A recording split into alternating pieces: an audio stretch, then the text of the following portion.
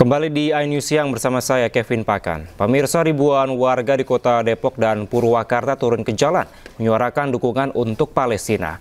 Masa menuntut blokade di Gaza segera dibuka agar bantuan kemanusiaan dapat masuk untuk rakyat Palestina.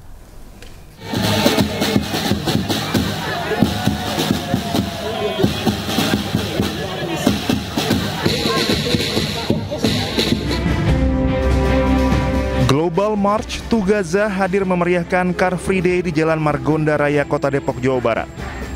Aksi ini juga menuntut agar blokade-blokade yang ada di Gaza segera dibuka agar bantuan kemanusiaan dapat masuk untuk rakyat Palestina.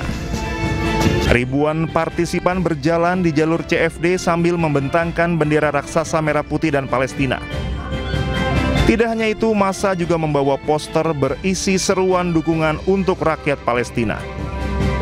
Kita menyuarakan agar kiranya Palestina bisa merdeka, dan nabi khusus untuk kita bisa supaya blokade-blokade yang ada di Gaza itu segera dibuka, supaya apa? Supaya bantuan-bantuan kemanusiaan yang untuk diberikan kepada Gaza bisa masuk ke dalam Gaza. Seluruh peserta untuk ikhwan langsung maju ke depan. Kiri untuk akhwat atau ibu-ibunya dipersilakan mengambil posisi di belakang dari Ustadz Hilman. Tidak hanya di kota Depok, ratusan umat muslim di Kabupaten Purwakarta, Jawa Barat juga turun ke jalan menyuarakan solidaritas terhadap rakyat Palestina dan mengutuk kebiadaban Zionis Israel. Aksi ini juga dilakukan dalam rangka menyambut Tahun Baru Islam.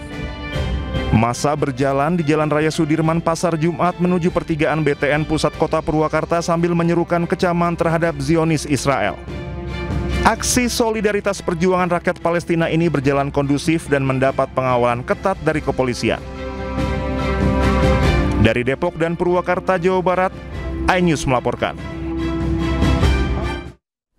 Pemirsa, pasca gencatan senjata dengan Iran, militer Israel kembali menyerang perbatasan Gaza.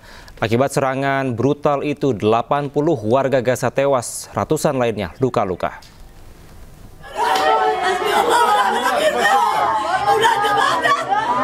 Tangis perempuan asal Gaza ini tidak terbendung saat mengetahui anaknya tewas dalam serangan udara yang dilakukan Israel Jumat waktu setempat. Duka juga kembali dirasakan anak-anak Gaza. Serangan udara Israel merenggut nyawa orang tua mereka.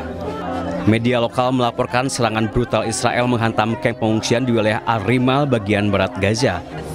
Akibat serangan brutal itu, 11 anggota pengungsi kamp tewas.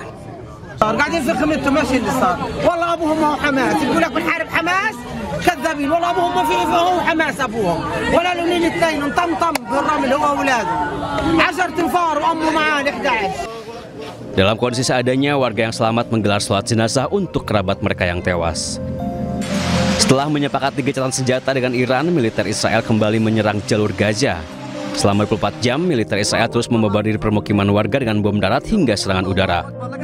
Akibat serangan ini, 80 warga Gaza dilaporkan tewas dan ratusan mengalami luka-luka. Hingga kini tentara Israel belum mengaku bertanggung jawab atas serangan brutal ini.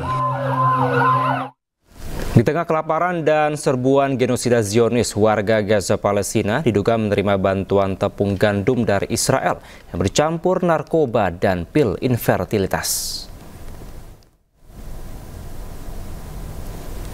Pemerintah Gaza Palestina menuduh Israel menyampur tepung terigu dengan narkoba dan obat infertilitas. Jika benar terjadi, hal ini menjadi catatan baru kejahatan perang yang dilakukan negara apartheid ini. Israel dilaporkan telah menyelundupkan pil narkoba oksikodon ke Gaza melalui tepung terigu yang disediakan sebagai bantuan.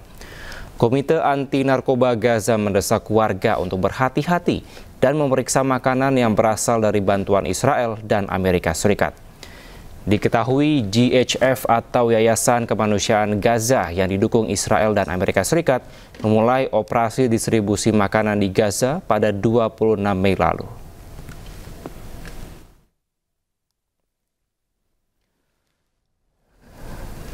Pemirsa, ribuan pelayat berkumpul di pemakaman Beit Heste Zahra di Teheran untuk memberikan penghormatan kepada Komandan Senior Pasukan Dirgantara, Korps Garda Revolusi Islam Iran yang tewas dalam serangan Israel.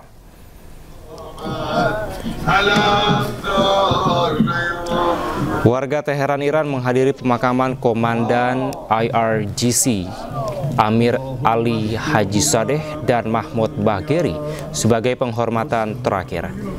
Prosesi pemakaman berlangsung usai sempat terjadi peningkatan ketegangan antara Iran dan Israel. Serangan meningkat setelah Israel meluncurkan serangan Rising Lion 13 Juni yang menargetkan infrastruktur nuklir dan militer Iran. Iran menanggapi dengan serangan rudal True Promise 3 yang dilaporkan menyerang target di Tel Aviv dan menimbulkan sejumlah korban. Kementerian Kesehatan Iran melaporkan lebih dari 610 kematian dan lebih dari 4.700 cedera akibat perang Iran-Israel. Sementara pasukan Rusia mengklaim telah menguasai pemukiman Chervonaya Zirka di Donetsk, Ukraina.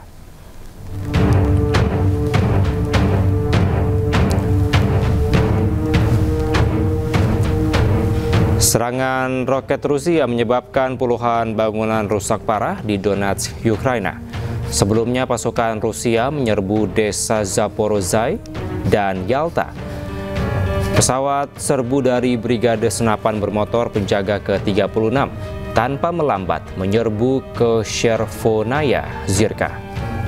Kini wilayah antara Sungai Volga dan Morke Yali ini berada di bawah kendali penuh kelompok pasukan Vostok Rusia. Angkatan bersenjata Ukraina mengklaim tentara Rusia telah menggunakan 12 rudal dan menjatuhkan 111 bom udara berpemandu di wilayah Kharkov dan Zaporozhye serta di Donetsk.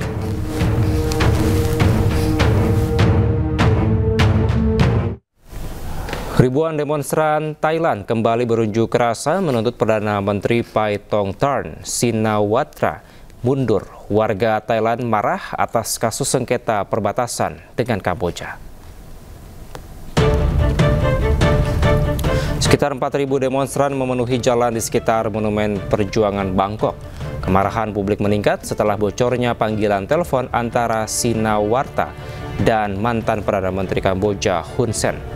Dalam rekaman tersebut, Shinawatra diduga mengkritik pejabat militer senior Thailand dan memanggil Hun Sen sebagai paman. Aksi protes anti pemerintah ini menjadi aksi terbesar di Thailand sejak Partai Pheu Thai pimpinan Paetongtarn Shinawatra berkuasa pada 2023. Ketidakharmonisan Thailand dan Kamboja berawal dari perebutan wilayah perbatasan hingga menewaskan 1 orang tentara Kamboja.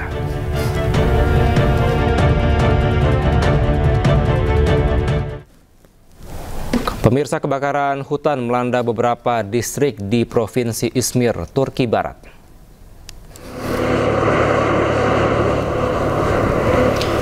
Api membakar kawasan hutan dan lahan pertanian serta mencapai pinggiran lingkungan permukiman. Warga Izmir, Turki Barat mengungsi dengan berjalan kaki dan menggunakan kendaraan. Tim tanggap darurat melakukan evakuasi penghuni rumah yang dianggap berisiko terdampak kebakaran. 6 pesawat pemadam kebakaran, 23 truk tangki air, 6 kendaraan pengangkut air, dan 3 bulldozer dari Direktorat Kehutanan dikerahkan untuk memadamkan api. Angin kencang telah mempersulit operasi pemadaman kebakaran.